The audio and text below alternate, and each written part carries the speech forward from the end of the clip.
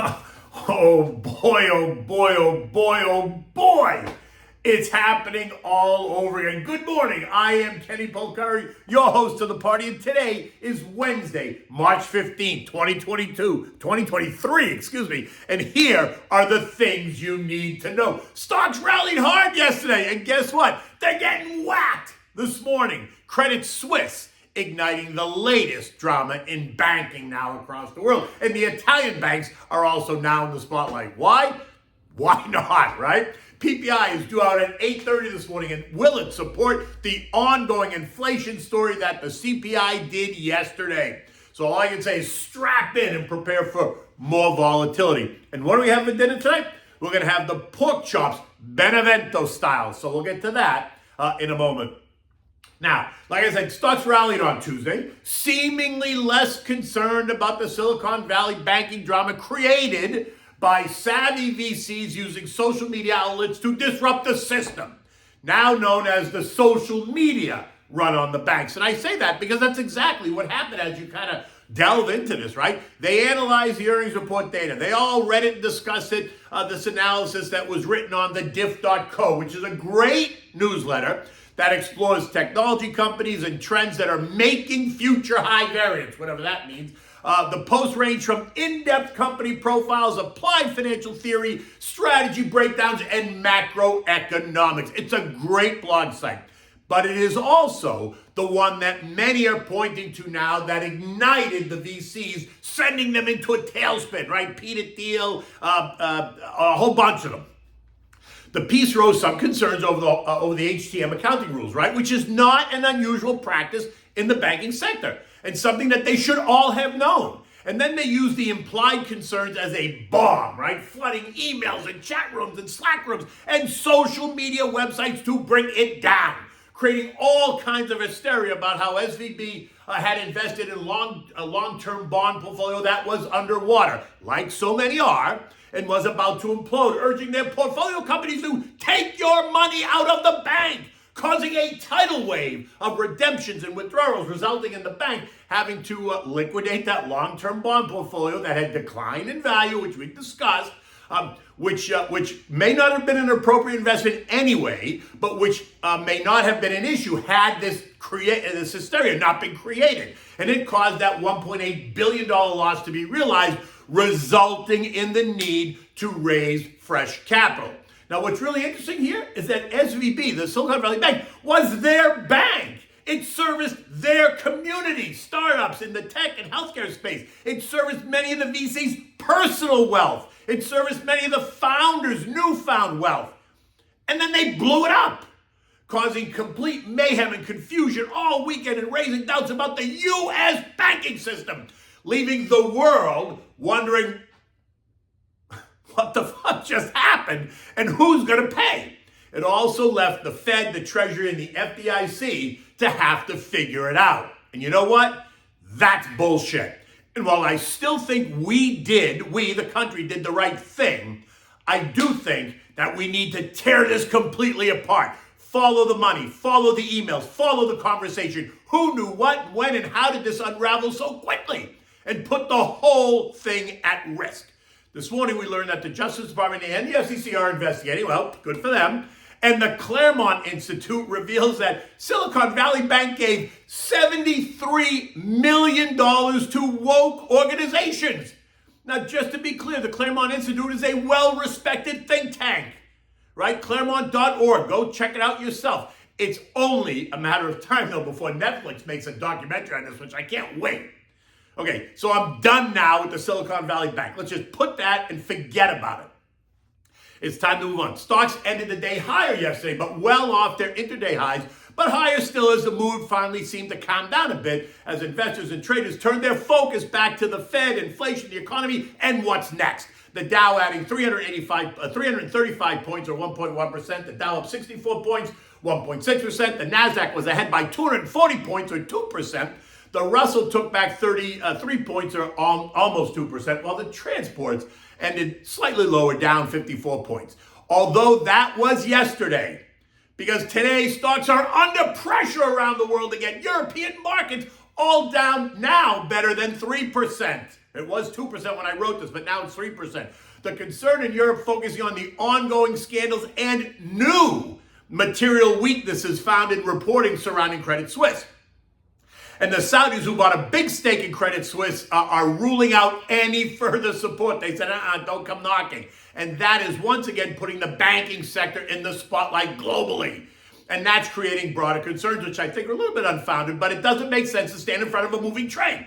And that's what you're seeing. Buyers are stepping aside, right? They're pulling their inline bids, they're moving lower, and so stocks are falling. And U.S. futures are getting whacked, and we'll talk about that in a minute. CPI for the month of February came in mostly in line, but ex-food energy, month over month, was higher than the expectation, coming in at up 0.5% and 5.5% year over year. And if you drill down, you see even more concerns, and that does not make it easy to see how the Fed can pause, at least pause right now, and only makes it likely that JJ and his associates are going to continue to move forward as planned, taking rates up by 25 basis points next week. My friend John Lonsky points out in his Substack piece that the 1.3% weighted average monthly inflation rate linked to travel, leisure, hospitality, and entertainment was well above 0.4%.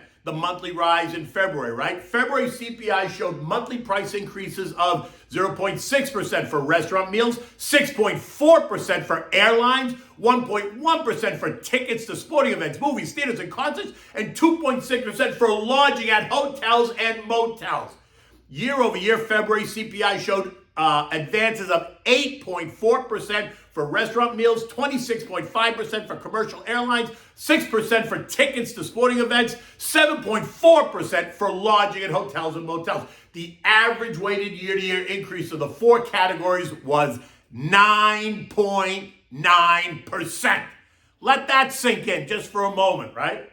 Now, what everyone is talking about is how JJ is going to have to discuss prioritizing inflation. That is still too damn high versus the most recent financial instability created by those clowns in Silicon Valley. And I use the words clown loosely because what I want to say I can't print. And I can't even say it on this video. It would be offensive. This print only underscores how we, the country, and they, the Fed, unlike management at Silicon Valley Bank, we do not have the luxury of just sitting around sucking on our thumb.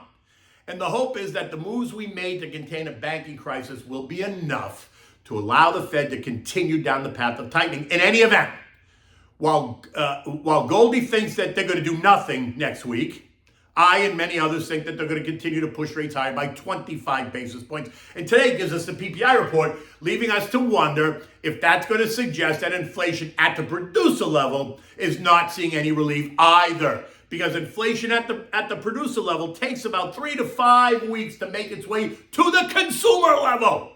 Which means if that's the case, we can expect CPI to remain hot next month too. Capiche? Okay, in any event, the crisis seen last week and last weekend does create a conundrum for the Fed because they have to consider the fight to kill inflation, but they also need to maintain financial stability. And financial stability has taken on a new definition post the Silicon Valley Bank debacle.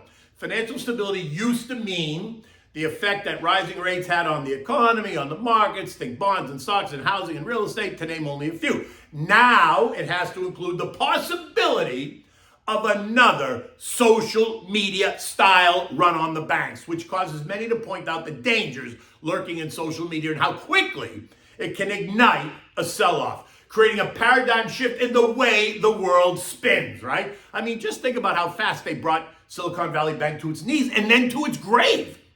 24 hours? I mean, maybe it was 36 hours? Wasn't much longer than that, though. It happened very, very quickly. Now, yesterday, we saw strength in every S&P sector as the markets bounced higher after the Monday sell-off, right? We saw strength, techs, financials, communications, all outperforming, rising more than 2%. Industrials, utilities, consumer discretionary, basic materials, and real estate were up more than 1%, leaving consumer staples, energy, and healthcare just up under 1%. Expect to see much of that today taken back if the mood remains bearish, and if it's all about the global banks today, which I suspect it will be, that it's going to drag down much of the market, which only reminds me to remind you that in this chaos comes opportunity. So stay awake.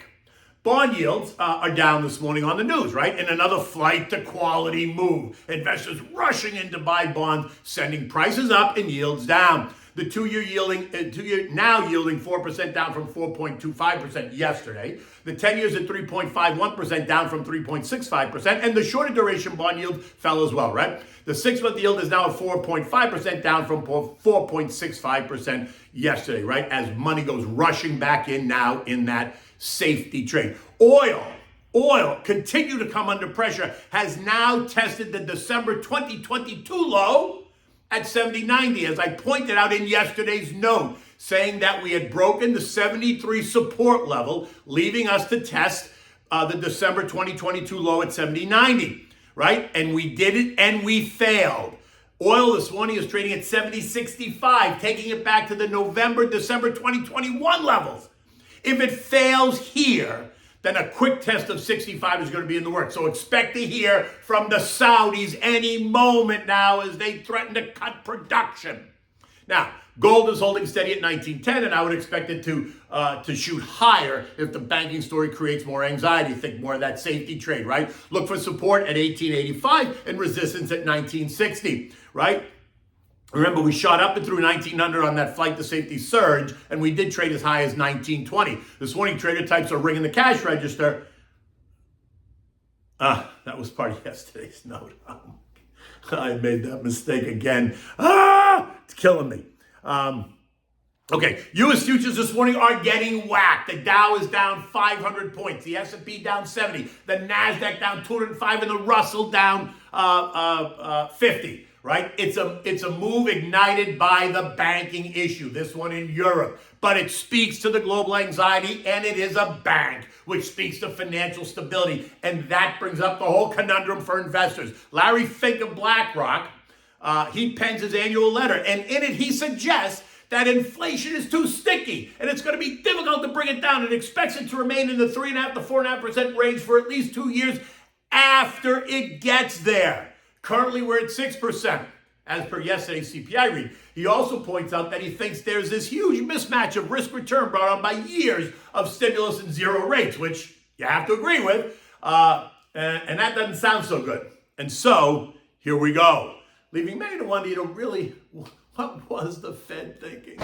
European markets, as noted, are now down better than 3% across the board as the banking story continues to heat up. Expect to hear about the Italian bankers at any moment. Why? Because why not? And there it is, right? Credit Suisse, SocGen, and several Italian banks have been halted due to steep losses. So there's more to come on that, I'm sure. And today's also going to bring Eurozone industrial production figures, and Thursday brings us the next ECB rate decision.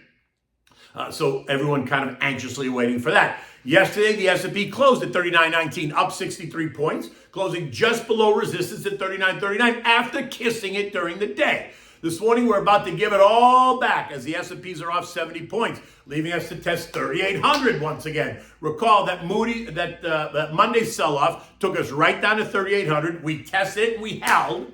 So you got to ask, is that going to happen again? Strap in, because we're about to find out. If we fail to hold 3,800, then it opens the door to test the October lows of 3,600. So stay awake.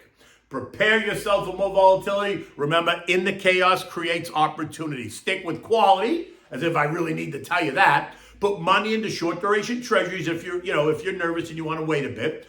Make sure that you do your homework, that you know what you own, why you own it.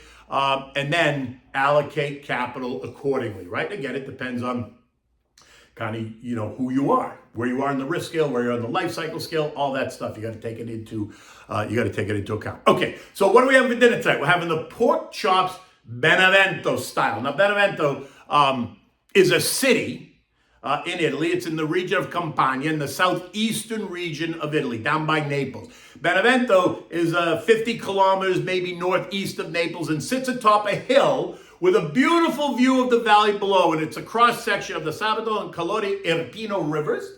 It borders Molise and Puglia and is fairly mountainous, providing some unbelievable photo opportunities. It's also a region of the country where so many Italian Americans can trace their heritage. It is off the beaten path, but well worth the visit if you happen to just be in the area. Now, fennel is a key ingredient in this dish, and it grows like wildfire in Campania, and so you're going to find it in much of the cooking, in much of the recipes to reflect that, right? So for this, you're going to need 1-inch thick pork chops, right? Salt, pepper, flour, olive oil, fennel seeds, maybe like a tablespoon. You need garlic, dry white wine, you know me, Pinot Grigio, Santa Margherita, water, and some beef bouillon. So either beef bouillon cube or just beef bouillon, right? Preheat your oven to 300 degrees. Season the chops with salt and pepper and then dredge them in the flour, right? Just shaking off the excess flour. Now in a large saute pan, and one that can go directly from stovetop to oven, heat up the olive oil. When it's nice and hot, you're going to add the chops, browning them on both sides, maybe like a minute or so, minute and a half, depending, get it nice and hot so that it sears on both sides. Now remove the pan from the heat and sprinkle the fennel seeds on each side of the chops, and then, turn it over and repeat. And now place the pan and the chops in the pan in the oven for about 12 to 15 minutes. When it's done, you're going to remove the pan from the oven and place the chops on a large serving platter. Cover with foil to keep them warm. Now place the saute pan back on the stove over medium heat. You're going to add 2 crushed garlic cloves, and you're going to cook those until they're nice and brown. Add in a half a cup of the white wine and a half a cup of the broth, right? Being sure to deglaze the pan and scrape any of the brown bits on the bottom. Now, right, you want to stir this, and you want to until the sauce is reduced by about half, right? You're going to remove the garlic, and then you're going to take the sauce, and you're going to, which might be a little bit thick because of the flour that was in there, and you're going to put the sauce over the chops and serve them immediately. You want to enjoy this with something simple: green beans and a large mixed green salad with red onions and tomatoes. Dress it with salt and pepper, oregano, fresh lemon juice, and olive oil. Toss it and serve it, right? Because it doesn't have to be complicated. It's about the simplicity. In any event, the day's about to get started. It's a little bit gray outside today, although the sun's trying to come out, but I'm not sure it's going to. And what does that say about the markets? In any event, until tomorrow, take good care.